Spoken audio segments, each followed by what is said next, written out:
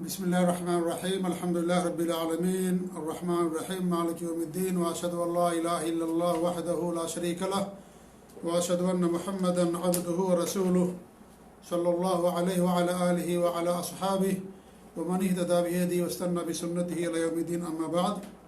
قال الله تبارك وتعالى في كتابه المجيد: وإن جاهداك على أن تشرك بي ما ليس لك به علم فلا تطعهما وصاحبهما في الدنيا معروفا واتبع سبيل من أناب إلي ثم إلي مرجعكم فأنبئكم بما كنتم تعملون.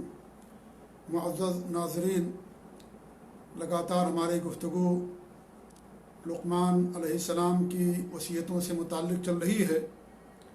کل جس اہم وصیت کا تذکرہ آپ کے سامنے کیا گیا تھا وہ تھی والدین کے ساتھ حسن سلوک کی وصیت، اور کتاب و سنت کی روشنی میں ان کے مقام مرتبے کو میں نے واضح کرنے کی کوشش کی تھی. اسی سے متعلق آج بھی گفتگو ہماری ہوگی، اور جو آیت کریمہ آپ کے سامنے پیش کی گئی ہے، پڑھی گئی ہے، صرف اسی آیت کی مختصر تفسیر کر کے اپنی گفتگو ہم ختم کر دیں گے، کیونکہ اب رمضان کا آخری اشرہ داخل ہو گیا ہے. اس لیے ہم بہت زیادہ گفتگو نہیں کریں گے، اختصار کے ساتھ انشاءاللہ آیتوں کی تفسیر ہم آپ کے سامنے رکھنے کی کوشش کریں گے. آئیے پہلے اس آیت کا ترجمہ پڑھتے ہیں، اس کے بعد مختصر تفسیر. اللہ تعالیٰ فرماتا ہے کہ وَإِن جَاهَدَاكَ عَلَىٰ أَن تُشْرِكَ بِي مَا لَيْسَ لَكَ بِهِ عِلْمٌ، کہ اگر وہ دونوں یعنی ماں باپ تم پر اس بات کا دباؤ ڈالیں کہ تم میرے ساتھ شریک کرو جس کا تمہیں علم نہ ہو، تو تم ان کا کہنا نہ ماننا. فَلَا تُطِعْهُمَا، ان کی اطاعت نہ کرنا، ان دونوں کی بات کو نہ ماننا. وَصَاحِبْهُمَا فِي الدُّنْيَا مَعْرُوفًا، البتہ دنیا میں ان کے ساتھ اچھی طرح بسر کرنا. وَاتَّبِعْ سَبِيلَ مَنْ أَنَابَ إِلَيَّ، اور ان کی راہ پر چلنا جو میری طرف جنہوں نے انابت کی، میری طرف جو جھکے، ان کی راہ پر چلنا. ثُمَّ إِلَيَّ مَرْجِعُكُمْ، پھر تم سب کو میری طرف پلٹ کر کے آنا ہے. فَأُنَبِّئُكُمْ بِمَا كُنتُمْ تَعْمَلُونَ، تو تم جو کچھ بھی کرتے ہو میں تمہیں خبردار کروں گا. اس سے پہلے والدین کے ساتھ حسن سلوک کی وصیت بیان کی گئی تھی. کسی کے ذہن کے اندر یہ بات آ سکتی تھی کہ جب والدین کا اتنا اونچا مقام ہے تو ان کی ہر بات ماننا گویا کہ اولاد کے لیے ضروری ہوگا. تو اللہ رب العالمین نے اس بات کو یہاں کلیئر کر دیا، وضاحت اور صراحت کر دی کہ اگر تمہارے ماں باپ شرک کرنے پر تمہیں ابھاریں تو تم ان کی اطاعت نہ کرنا. یعنی والدین کی بات انہی میں مانی جائے گی جہاں اللہ اور اس کے رسول کے موافق ہوگی. اگر ان کی بات کتاب و سنت کے خلاف ہوگی تو اسی صورت میں ان کی باتیں نہیں مانی جائیں گی. اب والدین سے مراد یعنی وہ بھی ہیں جن کے والدین مشرک ہیں، اور ان کی اولاد کو میں سے کسی کو اللہ نے دین قبول کرنے کی توفیق دی، مسلمان ہو گئے. اب اگر ان کے ماں باپ انہیں شرک کی دعوت دیں، شرک کا کام کرنے کے لیے حکم دیں، تو ایسی صورت میں ماں باپ کی بات نہیں مانی جائے گی. اگرچہ ان کا بڑا اونچا مقام ہے، لیکن جہاں اللہ اور اس کے رسول کی نافرمانی ہوگی وہاں کسی کی بات نہیں مانی جائے گی. اللہ کے رسول کہتی صلی اللہ تعالیٰ مخلوق فی معصیت الخالق، جہاں اللہ تعالیٰ کی نافرمانی ہوگی وہاں کسی کی مخلوق کی بات نہیں مانی جائے گی. مخلوق کوئی بھی ہو، ماں باپ ہوں یا اس طریقے سے بھائی ہوں، اساتذہ ہوں، علماء ہوں، حتیٰ کہ علماء بھی اگر ان کی بات کتاب و سنت کے خلاف ہے تو ان کی بات نہیں مانی جائے گی. علماء کی اطاعت مشروط ہے، شرط کے ساتھ ہے. ان کی اطاعت اسی وقت کی جائے گی جب ان کی بات کتاب و سنت کے موافق ہوگی. اگر ان کی بات کتاب و سنت کے خلاف ہے تو اسی صورت میں ان کی بات پر عمل نہیں کیا جائے گا. سب سے بڑا حق اللہ رب العالمین کا ہے، اس لیے اللہ تعالیٰ کے حق کو ہمیشہ مقدم کیا جائے گا. جہاں ٹکراؤ کی صورت ہوگی وہاں اللہ رب العالمین کے حق کو مقدم کیا جائے گا. تو اساتذہ ہوں، علماء ہوں، ائمہ ہوں، ان کی بات اسی وقت مانی جائے گی جب وہ کتاب و سنت کے دائرے میں ہوگی، کتاب و سنت کے موافق ہوگی، تب ان کی بات پر عمل کیا جائے گا. اور اگر ان کی بات کتاب و سنت کے خلاف ہے تو ان کی باتوں کو رد کر دیا جائے گا. اور ہر امام نے، ہر عالم نے جو بڑے بڑے ائمہ گزرے ہیں، سب نے اسی بات کی ہمیں تعلیم دی ہے، سب نے ہمیں یہی نصیحت اور وصیت کی ہے کہ اذا صح الحدیث فہو مذہبی، صحیح حدیث ہی ہمارا مذہب ہے۔ میری بات دیوار پہ مار دینا اگر میری بات حدیث کے خلاف ہو، قرآن کے خلاف ہو، میری باتوں کو دیواروں پر مار دینا۔ اور جب ان ائمہ کی زندگیوں کا ہم مطالعہ کرتے ہیں تو ہمیں یہ بات واضح طور پر سمجھ میں آتی ہے کہ ان کی زندگیوں میں یہ چیز نافذ تھی۔ جب بھی انہیں کتاب و سنت کی کوئی بات ملتی تھی، کسی کے ذریعے سے، صحیح ذریعے سے، ثقہ کے ذریعے سے، فوراً اس پر عمل کر لیتے تھے اور اپنی پرانی باتوں سے رجوع کر لیا کرتے تھے۔ یہ تمام ائمہ کا کلام رہا ہے، تمام ائمہ کا یہ عمل اور شیوا اور ان کی یہ خصلت رہی ہے، اور یہ ان کا دستور رہا ہے۔ اس لیے آپ دیکھیں کہ ایک مسئلے کے اندر کبھی کبھی ایک امام کے کئی قول ملتے ہیں۔ جی ہاں، امام شافعی رحمۃ اللہ علیہ کا تو دو مذہب ہے، ایک پرانا اور ایک نیا۔ پرانا جب وہ عراق میں تھے وہ مذہب، اور نیا امام شافعی رحمۃ اللہ علیہ جب امام احمد ان کے شاگرد امام شافعی رحمۃ اللہ علیہ کے، تو نیا مذہب ان کا جب وہ مصر کے اندر آئے اور اس طریقے سے علماء سے علم حاصل کیا، تو ان کا جو نیا مذہب ہے، آپ دیکھیں پرانا اور نیا مذہب باقاعدہ ان کے ہاں یہ یعنی دو اصطلاح ہے، پرانا مذہب اور نیا مذہب۔ تو جیسے ہی ان کو حق بات ملتی تھی فوراً پرانی بات سے رجوع کر لیتے تھے اور کتاب و سنت کے مطابق وہ فتویٰ دیا کرتے تھے۔ کوئی بھی امام، چاہے امام ابو حنیفہ رحمۃ اللہ علیہ ہوں، یا امام مالک ہوں، امام شافعی ہوں، یا امام احمد بن حنبل ہوں، یا اور دیگر ائمہ کرام، امام ابو حنیفہ رحمۃ اللہ علیہ کتنے مسائل سے انہوں نے رجوع کر لیا۔ اور جب ان کے دو شاگرد امام ابو یوسف اور امام محمد کی ملاقات امام مالک سے ہوتی ہے تو انہوں نے بہت سارے مسائل سے رجوع کر لیا، اور انہوں نے کہا کہ اگر ہمارے استاد ہمارے شیخ ہوتے تو وہ بھی اپنے پرانے مسائل سے رجوع کر لیتے۔ تو اس طریقے سے تمام ائمہ کرام کا یہ دستور تھا، ان کا یہ معمول تھا کہ جب انہیں حق بات ملتی تھی تو پرانی بات کو چھوڑ دیا کرتے تھے۔ اور یعنی اگر واقعات بیان کیے جائیں ان کے تعلق سے تو لمبی گفتگو ہو جائے گی۔ ان کی زندگی کا مطالعہ کرنے سے بات ہمیں سمجھ میں آتی ہے، ان کے شاگردوں نے، ان کے تلامذہ نے، یا ان کے تعلق سے جنہوں نے کتابیں لکھی ان کی سیرت پر، انہوں نے ان کی زندگی کے بارے میں ساری باتیں بیان کی ہیں۔ لہذا ہمارا بھی دستور یہ ہونا چاہیے کہ کتاب و سنت کو مقدم کرنا ہے، اور اللہ اور اس کے رسول کے اطاعت غیر مشروط ہے، کوئی شرط نہیں ہے، بلا شرط، لیکن علماء اور ائمہ کے اطاعت، ماں باپ کے اطاعت، حکمرانوں کے اطاعت مشروط ہے۔ اگر کتاب و سنت کے موافق ہوگی تو ان کی باتوں پر عمل کیا جائے گا، اگر اس کے خلاف ہوگا تو ان کی باتوں پر عمل نہیں کیا جائے گا۔ اور ان میں ان کی نصیحتوں پر عمل ہے، ان کی وصیتوں پر عمل ہے۔ کسی نے دعویٰ نہیں کیا کہ مجھے ساری حدیثوں کا علم ہے، یا پورے سب کچھ مجھ سے کوئی بڑا دنیا کے اندر عالم نہیں ہے، وہ فوق کل ذی علم علیم۔ جی ہاں، اور انہوں نے یہ کہہ کر کے اپنا دامن بچا لیا ہے کہ جب تمہیں صحیح حدیث مل جائے وہی ہمارا مذہب۔ امام شافعی فرماتے ہیں کہ میں زندگی میں مرنے کے بعد بھی اپنے ان تمام اقوال سے رجوع کرتا ہوں جو حدیث کے خلاف ہوں۔ سب نے یہی بات کہی ہے، امام احمد، امام شافعی، امام مالک، امام ابو حنیفہ، اور اس طریقے سے اور امام اوزاعی اور امام ابو ثور اور امام ابن عینہ، امام شعبہ، جتنے بھی ائمہ کرام گزرے ہیں سب نے یہی بات بیان کی ہے۔ انہوں نے اپنا دامن بچا لیا ہے۔ جی ہاں، اور وہ ہر حال میں اجر کے مستحق ہوتے ہیں۔ اللہ کے رسول صلی اللہ علیہ وسلم کی حدیث ہے، اذا اجتہد الحاکم فاصاب فلہ اجران واذا اخطأ فلہ اجر واحد۔ حاکم اور عالم جب اجتہاد کرے اور حق پر پہنچ جائے تو اس کو دوہرا اجر ملتا ہے، اور اگر حق پر نہ پہنچے تو اسے ایک اجر ملتا ہے۔ تو ہر حال میں وہ اجر کے مستحق ہوتے ہیں، لیکن بعد کے لوگوں کی ذمہ داری ہوتی ہے کہ وہ لوگ ان باتوں کو لے جو کتاب و سنت کے موافق ہے، کیونکہ ان کی وصیت اور نصیحت ہے، اور یہی حقیقت میں ان کی اتباع، ان کی اطاعت، ان کی پیروی کرنا ہے۔ یہ اطاعت نہیں ہے کہ ان کی ہر بات کو مان لیں جو کتاب و سنت کے خلاف بھی ہو۔ ان تک حدیث نہیں پہنچی تھی، یا حدیث پہنچی تو غلط طریقے سے پہنچی، یا انہوں نے اس کا معنی دوسرا سمجھا، یا اس طریقے سے ضعیف راوی کے ذریعے پہنچی، یا اور بہت سارے اس کے اسباب ہیں، علماء نے بیان کیا ہے۔ لیکن ہم تک جب بات پہنچ جائے، صحیح حدیث پہنچ جائے، تو ہمیں فوراً اس کے اوپر عمل کرنا چاہیے۔ ہمارا نبی فرماتا ہے کہ ہم تمہارے درمیان دو چیزیں چھوڑ کر کے جا رہے ہیں، ایک اللہ تعالیٰ کی کتاب اور دوسری میری سنت ہے۔ ان دونوں پر انسان کو عمل کرنا سلف صالحین کے فہم کے مطابق، جیسا کہ آگے بات ہمارے سامنے آئے گی۔ تو اگر کتاب و سنت کے خلاف کسی کی بات ہو تو ان کی بات پر عمل نہیں کیا جائے گا۔ ماں باپ کا کتنا ہی اونچا مقام کیوں نہ ہو، اللہ اور اس کے رسول سے بڑھ کر کے ان کا مقام نہیں ہو سکتا ہے۔ اس لیے جب اللہ اور اس کے رسول کے خلاف ان کی کوئی بات ہوگی تو اس پر عمل نہیں کیا جائے گا، ان کی باتوں کو چھوڑ دیا جائے گا، اور ان کی باتوں کو چھوڑنے میں ان کی توہین نہیں ہے۔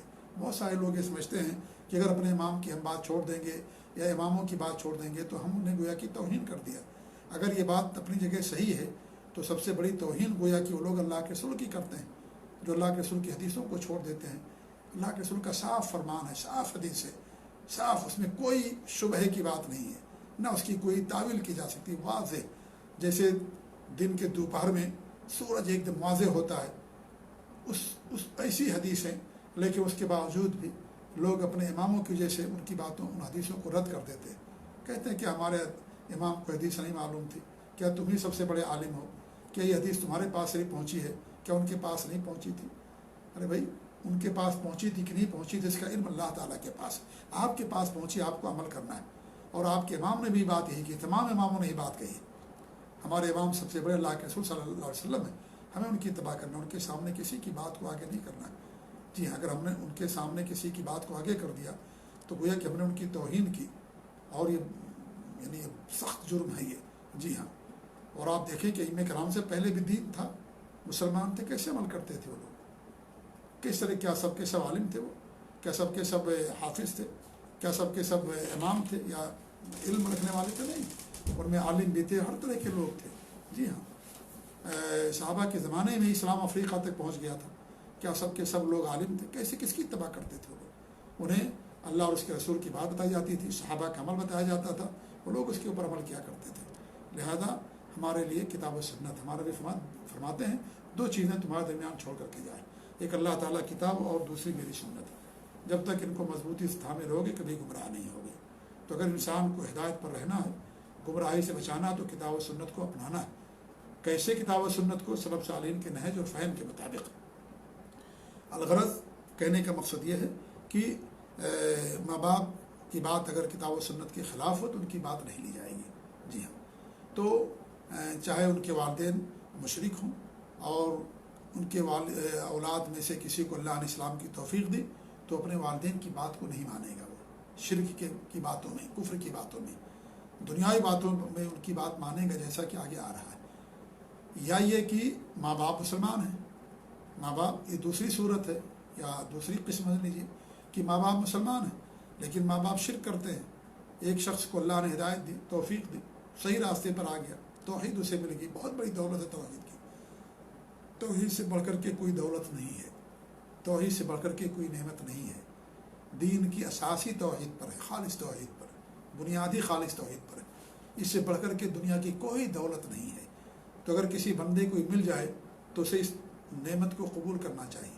الحمدللہ آج لوگ قبول کر رہے ہیں، الحمدللہ کتاب و سنت کے اندر اللہ رب العالمین نے تاثیر رکھی ہے، جیسے ان تک کتاب و سنت کی باتوں کو پہنچتی ہیں باتیں، الحمدللہ وہ بدعات کو، شرک کو، خرافات کو چھوڑ کر کے توحید و سنت کو گلے لگاتے ہیں، الحمدللہ۔ اسی لیے سلف صالحین کا منہج اور عقیدہ اور ان کا طریقہ آج دنیا کے اندر سب سے زیادہ عام ہو رہا ہے۔ کیوں؟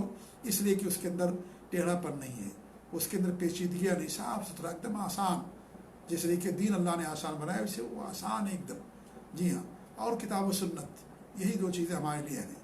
تو اگر ان کے ماں باپ انہیں شرک کی دعوت دیں، چڑھاوے کہیں کہ بھئی غیر اللہ کے نام پر چڑھاوا چڑھائیے، جا کر کے فلاں جگہ طواف کیجیے، وہاں جا کر کے جانور ذبح کیجیے غیر اللہ کے نام پر، یا قبروں پر جا کر کے سجدے کیجیے، اگر کوئی ایسا کہتا ہے تو ان کی بات نہیں مانی جائے گی۔ یہ اللہ اور اس کے رسول کی نافرمانی ہے، اللہ تعالیٰ کے ساتھ شرک کرنا ہے، اللہ کے علاوہ کسی کی بات کرنا، لہذا اسی صورت میں کوئی بھی ان کی بات نہیں مانی جائے گی۔ تو یہ کسی کے ذہن میں بات آ سکتی تھی کہ جب ماں باپ کا اتنا اونچا مقام ہے تو کیا ان کی ہر بات مانی جائے گی؟ اس کا جواب یہ کہ ان کی ہر بات نہیں مانی جائے گی، وہی بات مانی جائے گی جو کتاب و سنت کے موافق ہوگی، کیونکہ اللہ تعالیٰ کا حق سب سے بڑا، سب سے اونچا اللہ رب العالمین کا حق ہے۔ اس کے بارے میں بتایا جاتا ہے کہ سعد بن ابی وقاص رضی اللہ تعالیٰ عنہ جب مسلمان ہوئے تو انہیں اپنی والدہ سے بہت پیار تھا، بڑی محبت تھی، اور سب کو اپنی والدہ سے محبت ہونی چاہیے۔ جب انہوں نے اسلام قبول کر لیا تو ان کی والدہ نے کہا کہ تم نے نیا دین قبول کر لیا، تم لا مذہب بددین ہو گئے ہو۔ جیسے آج بہت سارے لوگ جو قبر پرست ہیں، شرک کرتے ہیں، بدعت و خرافات کرتے ہیں، جب کوئی شخص توحید کو گلے لگاتا ہے، سلف صالحین کے منہج کو اپناتا ہے، اہل حدیث اور سلفی بنتا ہے، تو انہیں تانا لوگ دیتے ہیں کہ تم نے اپنا دین چھوڑ دیا، اپنا مذہب چھوڑ دیا، تم تو لادین ہوگے، تم تو ایسے ہوگے ویسے ہوگے، نعوذ باللہ من ذالک۔ ان کی ایسے لوگوں کی پذیرائی ہونی چاہیے، ایسے لوگوں کی تعریف کرنی چاہیے، اور اس طریقے سے ایسے لوگوں کی مت افزائی کرنی چاہیے، لیکن ہوتا اس کے برعکس ہے۔ تو اللہ رب العالمین یہ بیان فرمائے کہ نہیں، اگر ان کی بات اس کے خلاف ہوگی کتاب و سنت، ان کی بات نہیں قبول کی جائے گی۔ تو سعد بن ابی وقاص رضی اللہ تعالیٰ عنہ جب مسلمان ہوئے تو ان کی والدہ نے کہا کہ تم نے نیا دین قبول کر لیا ہے۔ جی ہاں، حالانکہ دین اللہ رب العالمین کا ایک ہی ہے، اور وہ ہے دین جو اللہ رب العالمین نے آدم علیہ السلام سے شروع کیا۔ جی ہاں، اور یہی اصل دین ہے، یہی ایک ہی دین ہے۔ جی ہاں، تو انہوں نے کہا کہ میں نہ کھانا کھاؤں گی، نہ پانی پیوں گی، اور میں اسی بھوکے رہوں گی، اور لوگ تانا دیں گے تمہیں بعد میں جب میں مر جاؤں گی کہ تم اپنے ماں باپ کی، اپنی والدہ کی نافرمانی کرنے والے ہو، تم نے خطا رحمی کی اپنی والدہ کے ساتھ۔ تو ایک دن گزر گیا، 2 دن گزر گیا، وہ کھانا نہیں کھا رہی تھی، پانی نہیں پی رہی تھی، دھوپ میں رہتی تھی، سایہ نہیں حاصل کرتی تھی، اپنے آپ کو تکلیف دے رہی تھی، کیونکہ جانتی تھی کہ میرا بیٹا مجھ سے بہت پیار کرتا ہے اور وہ کبھی اس کو برداشت نہیں کرے گا جو مجھے تکلیف ہوگی۔ تو 1-2 دن گزر گئے تو سعد بن ابی وقاص نے کہا اپنی والدہ سے، اے میری والدہ، میں ایک جان نہیں، سینکڑوں اگر جان قربان ہو جائیں تو قربان ہو جائیں، اور برباد ہو جائے تو برباد ہو جائے، لیکن میں اس دین کو نہیں چھوڑ سکتا ہوں جو دین اللہ رب العالمین نے مجھے دے دیا۔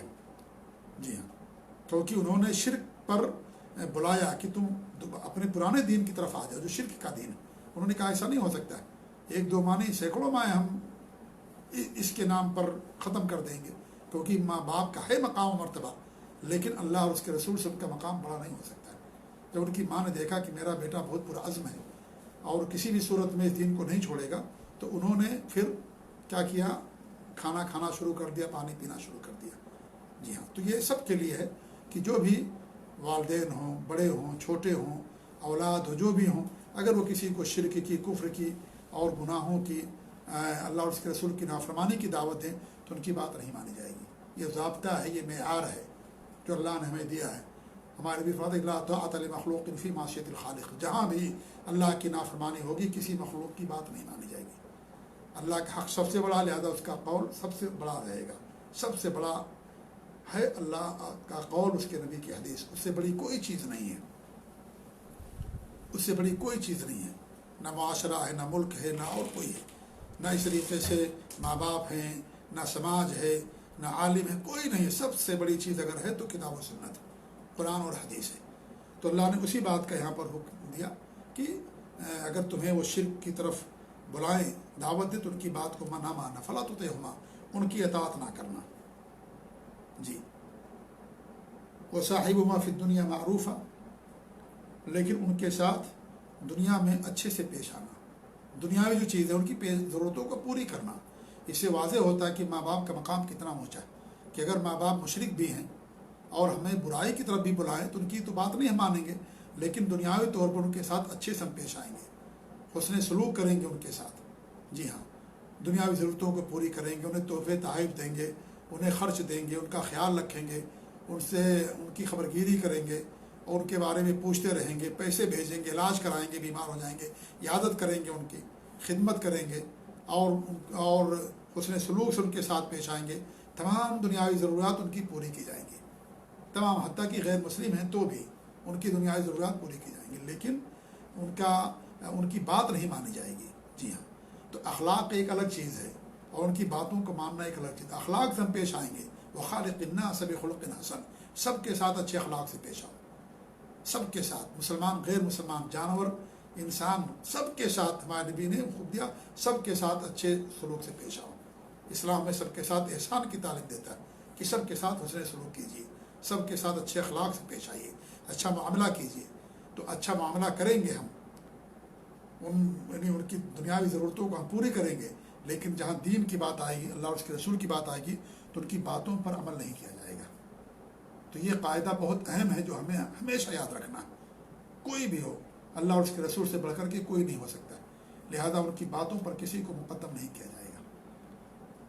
جی، اگر صحابہ کے اقوال، ائمہ کے اقوال پیش کیے جائیں تو وقت بہت نکل جائے گا۔ لب لباب یہی ہے، خلاصہ کلام یہی ہے کہ اللہ اور اس کے رسول کے آگے کسی کی بات کو مقدم نہیں کیا جائے گا۔ جی،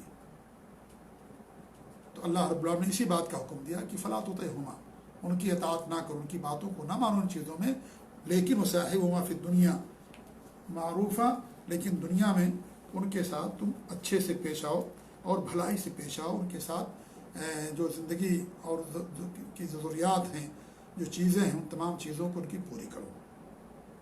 آگے اللہ فرماتا کہ واتبع سبیل من اناب الی، اور جو میری طرف جھک گئے، جنہوں نے میری طرف انابت کی، میری طرف پلٹے اور میری باتوں پر عمل کیا، جو دین میں نے بھیجا اس کے اوپر عمل کیا، ان کے راستے کو اپنانا۔ وہ کون لوگ ہیں؟ وہ مومنین ہیں۔ امام ابن کثیر فرماتے ہیں اس کی تفسیر میں کہ من اناب الی المؤمنین ہیں، وہ مومن یعنی جو اللہ پر ایمان لائے، اس کے نبی پر ایمان لائے اور دین پر کما حقہ مکمل طور سے عمل پیرا ہوئے، وہ مومن مراد ہے۔ اس طریقے سے امام قرطبی فرماتے ہیں کہ حاضی وصیت لجمیع العالم، یہ پوری دنیا والوں کے لیے وصیت ہے کہ ان لوگوں کی راہ کو اپناؤ جن کی مومنین کی راہ کو اپناؤ۔ وہذہ سبیل الانبیاء والصالحین، اور یہ انبیاء اور نیک لوگوں کی راہ ہے، انہی کا راستہ ہے، یعنی انبیاء اور صالحین اور جو مومنین ہیں ان کے راستے کو اپنانا ہے۔ اس طریقے سے امام بغوی نے فرمایا ہے اس آیت کی تفسیر میں کہ اے دین من اقبل الی طاعتی، یعنی اس دین یعنی ان لوگوں کے دین کو اپناؤ، راستے کو، جنہوں نے میری اطاعت کی، میری اتباع کی، میری پیروی کی، وہ نبی و اصحاب ہو، اور وہ نبی صلی اللہ علیہ وسلم ہیں اور ان کے صحابہ ہیں، نبی صلی اللہ علیہ وسلم اور ان کے صحابہ۔ اور ابن عباس کا قول نقل کیا کہ یہاں پر مراد ابو بکر رضی اللہ تعالیٰ عنہ ہیں۔ وہ اس طریقے سے کہ جب انہوں نے اسلام قبول کیا تو ان کے پاس عثمان، طلحہ، زبیر، سعد بن ابی وقاص، عبد الرحمن بن عوف اور اس طریقے سے اور دیگر صحابہ کرام تشریف لائے، تو انہوں نے انہیں اسلام کی دعوت دی۔ لوگوں نے ان سے کہا کہ تم مسلمان ہو گئے، کہا کہ ہاں میں مسلمان ہو گیا ہوں، کیونکہ یہ سچا دین ہے اور نبی صلی اللہ علیہ وسلم سچے ہیں، لہذا ہم نے اسلام قبول کر لیا۔ اور حضرت ابوبکر صدیق نے ان کو اسلام کی دعوت دی۔ اور یہ شاید سب لوگ جانتے ہوں گے یا عام طور سے لوگ کہ ابوبکر صدیق رضی اللہ عنہ کی دعوت پر 6 صحابہ کرام یعنی جن کو جنت کی بشارت دی گئی ہے، 10 میں سے 6 ابوبکر صدیق رضی اللہ عنہ کے کہنے پر مسلمان ہوئے تھے۔ کتنا بڑا یہ اعزاز ہے ابوبکر صدیق کے لیے کہ جن 10 خوش نصیبوں کو ایک مجلس سے نبی نے جنت کی بشارت سنائی، ان میں سے 6 ایسے ہیں جو ابوبکر صدیق رضی اللہ تعالیٰ عنہ کی دعوت پر انہوں نے اسلام قبول کیا۔ جی ہاں، اس سے معلوم ہوتا کہ انسان کو حق ملے تو اسے اپنے سینے میں صرف محفوظ نہ کر لے، اپنے حد تک محدود نہ رکھے، بلکہ اس حق کو لوگوں تک پہنچائے۔ اس کے جو اپنے قریبی لوگ ہیں، رشتہ دار ہیں، بھائی بہن ہیں، والدین ہیں، ماں باپ ہیں اور رشتہ دار ان تک پہنچائے۔ دیکھیں الحمدللہ لوگ مملکت سعودی عرب آتے ہیں یا اور دیگر جگہوں پر جاتے ہیں، جب انہیں حق کی راہ ملتی ہے، قبول کرتے ہیں، تو ان کی ذمہ داری ہے کہ اسے لوگوں تک پہنچائیں، سنت کو لوگوں تک پہنچائیں، توحید کو لوگوں تک پہنچائیں، ذمہ داری ان کی بنتی ہے۔ یہ نہیں کہ اسے اپنی ذات تک محدود کر دیں، لوگوں کو نہ بتائیں۔ ان کو چاہیے کہ ان کو وصیت کرتے رہیں، بتاتے رہیں، جی ہاں، اور دین ان تک پہنچاتے رہیں، صحیح دین کو۔ تو کہتے ہیں کہ وہ لوگ جب آئے تو آپ نے ان کو اسلام کی دعوت دی، اسلام قبول کر لیے۔ اس کے بعد آپ صلی اللہ علیہ وسلم کے پاس ان کو لے کر کے گئے تو وہ سارے کے سارے لوگ اسلام لے آئے۔ تو پھر فرماتے ہیں کہ فہؤلاء لہم سابقۃ الاسلام، یہ وہ لوگ ہیں جو سب سے پہلے جنہوں نے اسلام قبول کیا، یعنی اسبقیت ان کو حاصل ہے، یا پہل لوگوں میں سے انہوں نے اسلام قبول کیا۔ اسلموا بارشاد ابی بکر، ابی بکر کی رہنمائی سے، کی وجہ رہنمائی سے، ان کی دعوت سے یہ سارے لوگ مسلمان ہو گئے۔ تو عبداللہ بن عباس فرماتے ہیں کہ اس سے مراد ابو بکر رضی اللہ تعالیٰ وہ بھی مراد ہیں، اور پورے سلف صالحین اس کے اندر داخل ہیں، کیونکہ وہ سب سے پہلے مومنین ہیں۔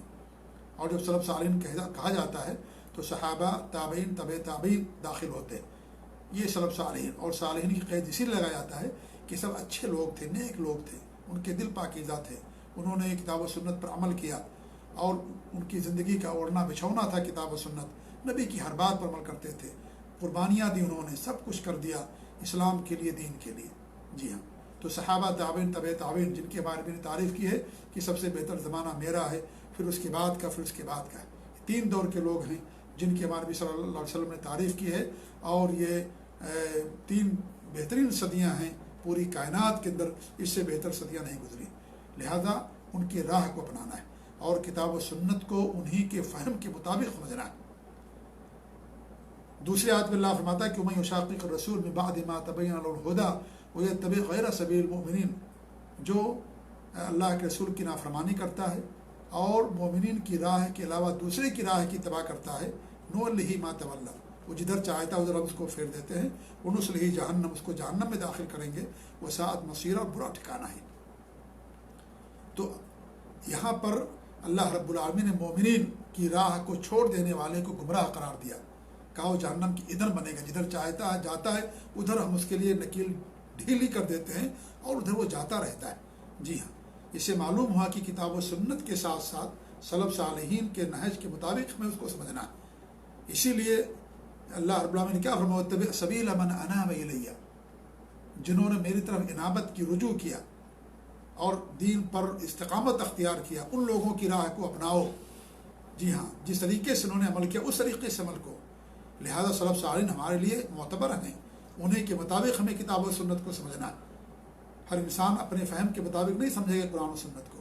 آج دنیا میں سارے لوگ، جتنے بھی مسلمان ہیں، سب لوگ اس بات کا دعویٰ کرتے ہیں کہ کتاب و سنت صرف اتنا کافی نہیں ہے۔ کتاب و سنت کیسے، آپ اس کو کیسے سمجھیں گے؟ کہ اپنے فہم کے مطابق، اپنی سوچ اپنی عقل کے مطابق، یا ان لوگوں کی سوچ کے مطابق جن کی تربیت ہمارے نبی نے کی، جنہوں نے قرآن اترتے دیکھا اور جن کی اللہ رب العالمین نے تعریف کی، ہمارے نبی نے تعریف کی، جن کے لیے جنت کا وعدہ کیا، اور وہ لوگ جنہوں نے ان سے علم حاصل کیا، اور وہ لوگ جنہوں نے ان سے علم حاصل کیا جن تین زمانوں کے ہمارے نبی نے تعریف کی۔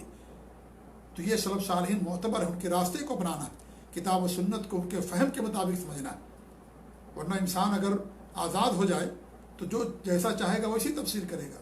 اس لیے آپ دیکھیے کہ جو لوگ قرآن کریم کی تفسیر اپنے فہم کے مطابق کرتے ہیں، یا دین کی تفسیر اپنے فہم کے مطابق کرتے ہیں، تو ان کے دماغ میں جو آتا ہے اناب شناب بولتے رہتے ہیں، بکتے رہتے ہیں، بکواس کرتے ہیں، کتاب و سنت کے خلاف باتیں کرتے ہیں، ان کی ساری باتیں بیہودگی پر مبنی ہوتی ہے۔ جی، لا یعنی باتیں کرتے ہیں، کیونکہ ان کی نظر میں سلف صالحین کا فہم اور ان کا نہج معتبر نہیں ہے، وہ اپنی عقل کو معتبر مانتے ہیں۔ وہ لوگ جن کی تربیت ہمارے نبی نے کی، جن کے لیے ہمارے اللہ رب العالمین نے جنت کا وعدہ کیا، ہمارے نبی نے جنت کا وعدہ کیا، جن کے لیے ہمارے نبی نے فرمایا، اللہ نے فرمایا کہ اگر ان کے طریقے سے ایمان لاؤ گے تمہیں ہدایت ملے گی، اور اس طریقے سے ہمارے نبی نے فرمایا کہ میری سنتوں کو، خلفائے راشدین کی سنتوں کو لازم پکڑو۔ جس زمانے کی آپ نے تعریف کی اچھے لوگوں کی، تو ان کا فہم معتبر نہیں ہے، ان کی سمجھ معتبر نہیں ہے، اور یہ لوگ نئی نئی تفسیریں لے کر کے آتے ہیں کتاب و سنت کی، جو سراسر باطل ہے۔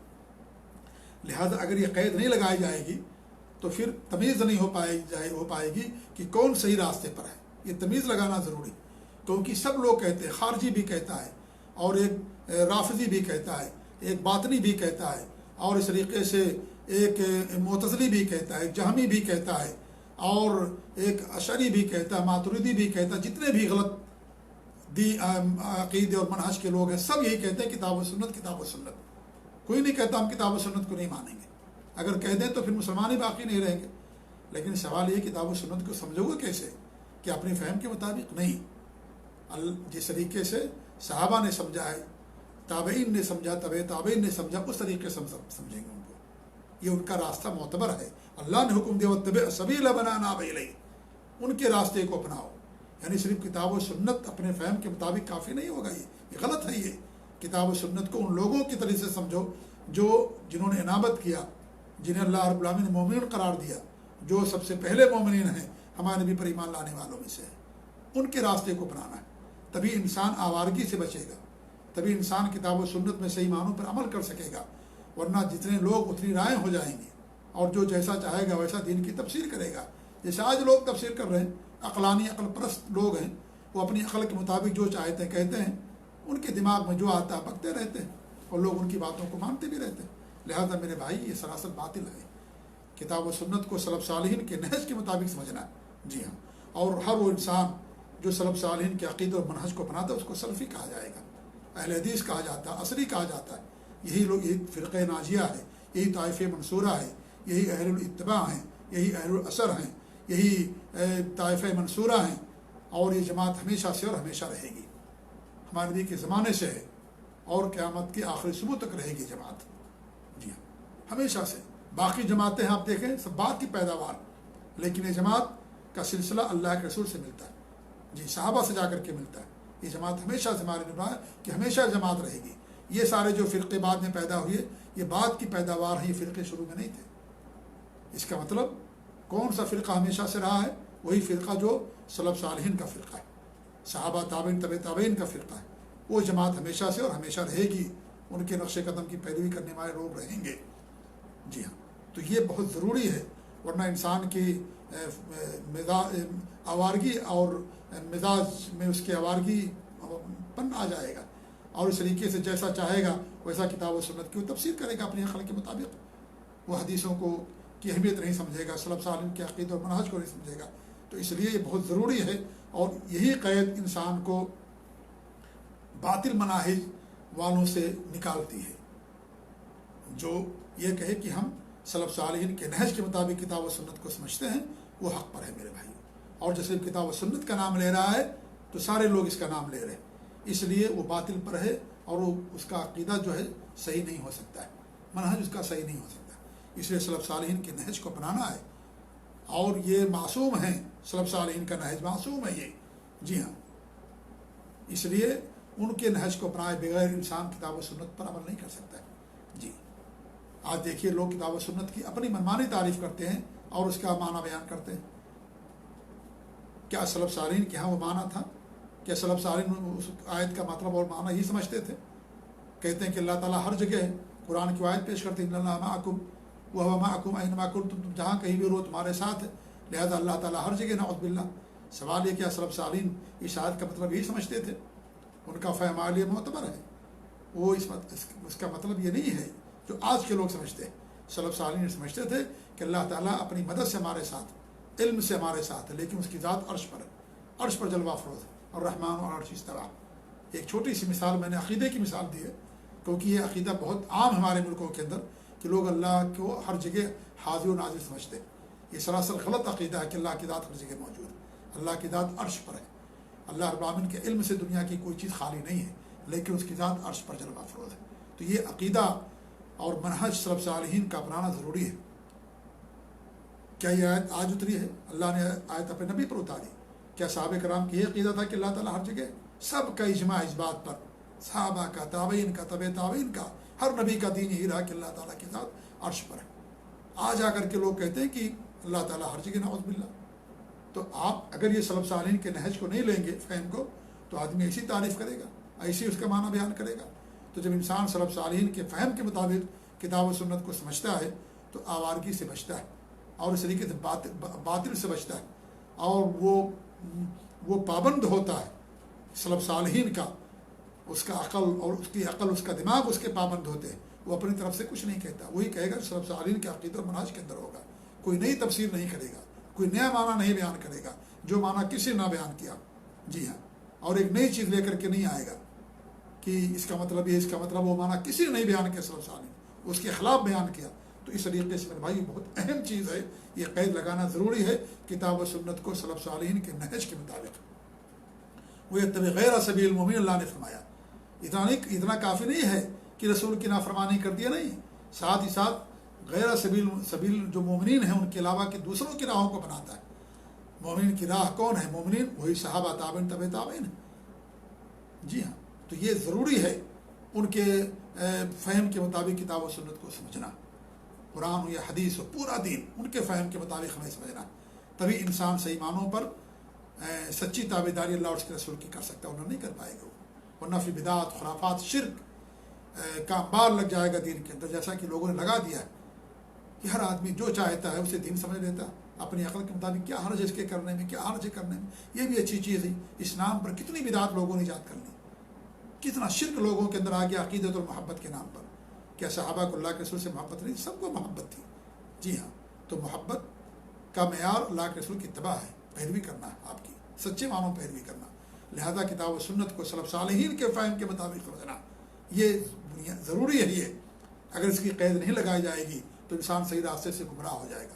پھر کس کے مطابق سمجھے گا کتاب و سنت کو؟ ملحدین کے مطابق، اور جو عقل پرست لوگ ہیں ان کے مطابق، اور جو مرجیہ ہیں، اشعری، ماتریدی، اور اللہ کی صفات کا اور اسماء کا انکار کرنے والے، جو اس طریقے سے جہمی اور معتزلی، اور اس طریقے سے اہل بدعت، اہل خرافات، اہل شرک، ان کے مطابق کتاب و سنت کو سمجھے گا. جی اس لیے یہ قید بہت ضروری ہے کہ سلف صالحین کے نہج اور فہم کے مطابق کتاب و سنت کو سمجھنا.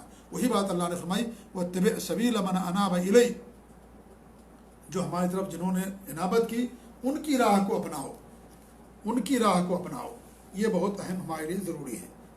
اس کے بعد اللہ فرماتا ہے ثم الی مرجعکم، پھر تم سب لوگ میری طرف پلٹ کر کے آؤ گے، فانبئکم بما کنتم تعملون، جو تم عمل کرتے ہو میں ان تمام چیزوں کی تمہیں خبر کروں گا، تمہیں بتاؤں گا. ہم جو بھی عمل کریں گے اللہ تعالیٰ اس کو حاضر کرے گا.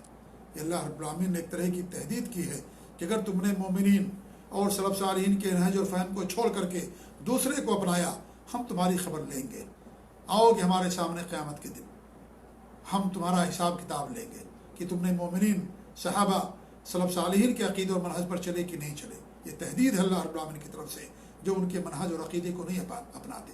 لہذا یہ کتاب و سنت کو سمجھنے کے لیے یہ بنیادی بنیاد ہے، یہ بنیادی رکن ہے کہ ہم کتاب و سنت کو، دین کو سلف صالحین کے نہج ان کے فہم کے مطابق سمجھیں. اور یہاں اللہ رب العالمین نے ہمیں اسی بات کا حکم دیا ہے کہ واتبع سبیل من اناب الی، اور دوسری آیتوں میں بھی اللہ رب العالمین نے ہمیں اس بات کا حکم دیا ہے. ہمارے نبی بھی ہمیشہ کہا کرتے تھے ہماری سنتوں کو لازم پکڑو، خلفائے راشدین کی سنتوں کو لازم پکڑو. کبھی آپ نے فرمایا کہ جو ہے جس پر میں ہوں اور میرے صحابہ کرام ہیں. ہمارے نبی سے پوچھا گیا کہ ہماری یہ امت 73 فرقوں میں تقسیم ہو جائے گی، کون جنت کے اندر جائے گا فرقہ؟ ہمارے نبی نے فرمایا جس پر میں ہوں میرے صحابہ ہیں. لہٰذا صحابہ معتبر ہیں، صحابہ کا فہم معتبر ہے، ان کی اور جو ہے ان کے عمل کو دیکھا جائے گا، ان کے فہم کو دیکھا جائے گا، ان کا عقیدہ اور منہج دیکھا جائے گا. انسان تو کہ صحابہ نے اس دین پر عمل کیا جو دین اللہ رب العالمین نے اپنے نبی کو دیا، ہمارے نبی نے عمل کیا، اور ہمارے نبی کو عمل کرتے ہوئے صحابہ نے دیکھا، صحابہ کے عمل کو ہمارے نبی نے دیکھا، اللہ نے دیکھا، اللہ رب العالمین نے تعریف کی ان کی، اور صحابہ سے تابعین نے لیا، تابعین سے تابعین نے لیا. اور اس طریقے جو بھی ان کے نہج پر چل رہے ہیں ان کے عقیدے پر ایک سلسلہ ہے اللہ کے رسول سے لے کر کے آج تک. یہ اس پر چلنے والوں کو سلفی اور اہل حدیث کہا جاتا ہے. ایک سلسلہ ہے میرے بھائیوں، اور ایسا سلسلہ جو کبھی منقطع نہیں ہوا. یہ جماعت ہمیشہ سے رہی ہے، ہر جگہ رہی ہے الحمدللہ، اگر جن کی تعداد کم رہی ہے، جی ہاں، لیکن یہ جماعت ہمیشہ سے موجود رہی ہے.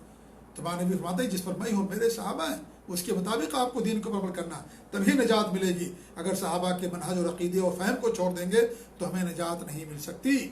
صاف فرمایا اللہ نے بھائی، یہاں فرمایا کہ ہم خبر لیں گے تمہاری، اگر تم نے مومنین اور منیبین اور جو سچے معنوں میں مخلصین جو تھے سب صحابہ تابعین تابعین اور جنہوں نے اس کے اوپر عمل کیا دین کے اوپر، اگر ان کے راستے کو چھوڑ کر کے دوسرے کو پیروی کرو گے تو قیامت کے دن آؤ گے، ہمارے سامنے حاضر ہوگے، پھر ہم تمہیں خبر کریں گے تم نے کیا کیا کیا نہیں کیا.